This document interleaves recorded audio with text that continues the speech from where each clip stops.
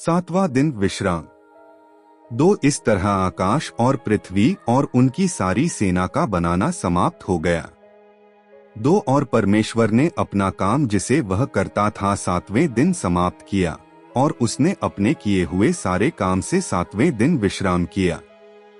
4:04 3 और परमेश्वर ने सातवें दिन को आशीष दी और पवित्र ठहराया, क्योंकि उसमें उसने सृष्टि की रचना के अपने सारे काम से विश्राम लिया।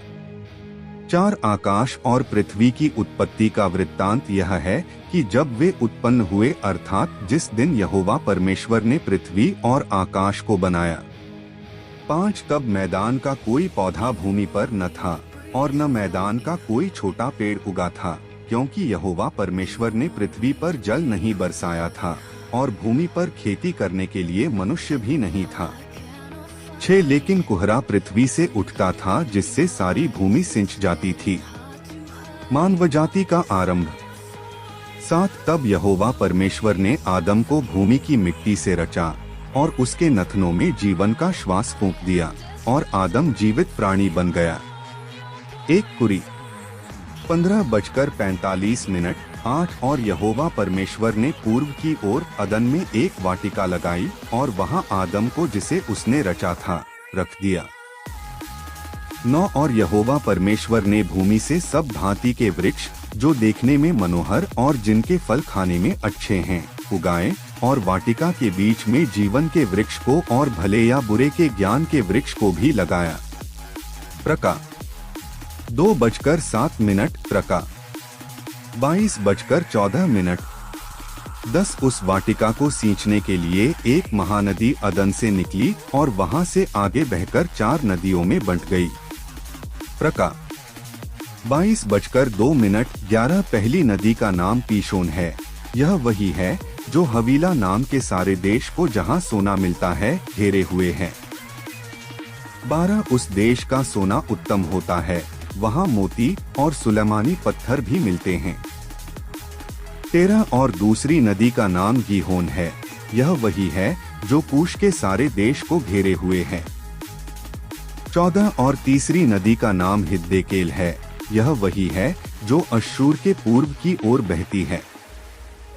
और चौथी नदी का नाम फरात है। 15 तब यहोवा परमेश्वर ने आदम को लेकर अदन की वाटिका में रख दिया कि वह उसमें काम करे और उसकी रखवाली करे। 16 और यहोवा परमेश्वर ने आदम को यह आज्ञा दी, तू वाटिका के किसी भी वृक्षों का फल खा सकता है। 17 पर भले या बुरे के ज्ञान का जो वृक्ष है उसका फल तू कभी न खाना, क्योंकि जिस दिन तू उसका फल खाएगा उसी दिन अवश्य मर जाएगा। 18 फिर यहोवा परमेश्वर ने कहा, आदम का अकेला रहना अच्छा नहीं, मैं उसके लिए एक ऐसा सहायक बनाऊंगा जो उसके लिए उपयुक्त होगा। 1 कुरी 11:09 19 और यहोवा परमेश्वर भूमि में से सब जाति के जंगली पशुओं और आकाश के सब भांति के पक्षियों को रचकर आदम के पास ले आया कि देखे कि वह उनका क्या क्या नाम रखता है, और जिस जिस जीवित प्राणी का जो जो नाम आदम ने रखा वही उसका नाम हो गया।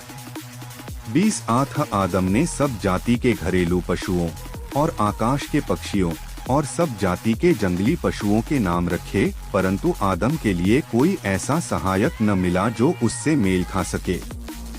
21 तब यहोवा परमेश्वर ने आदम को गहरी नींद में डाल दिया, और जब वह सो गया तब उसने उसकी एक पसली निकालकर उसकी जगह मांस भर दिया।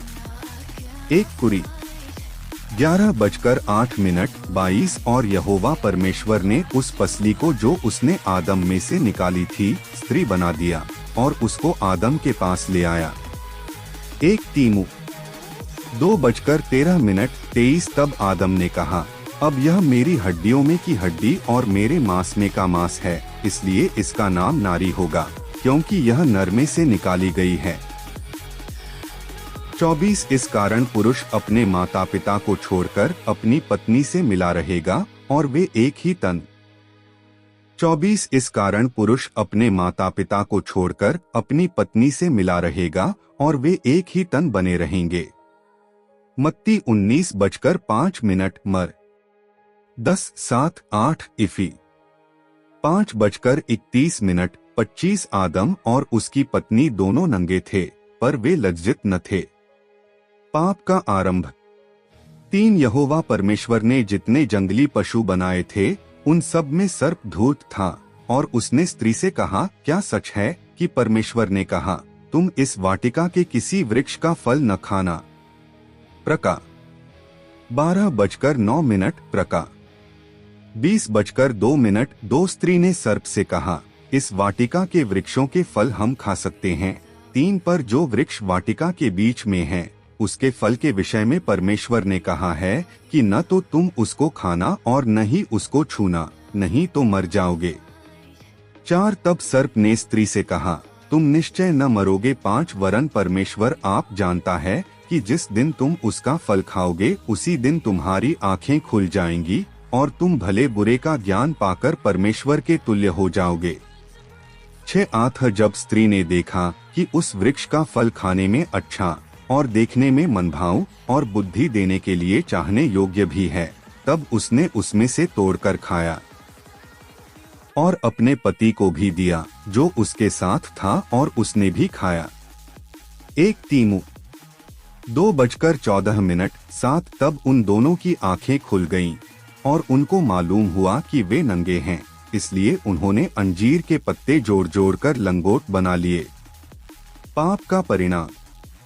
8 तब यहोवा परमेश्वर जो दिन के ठंडे समय वाटिका में फिरता था, उसका शब्द उनको सुनाई दिया।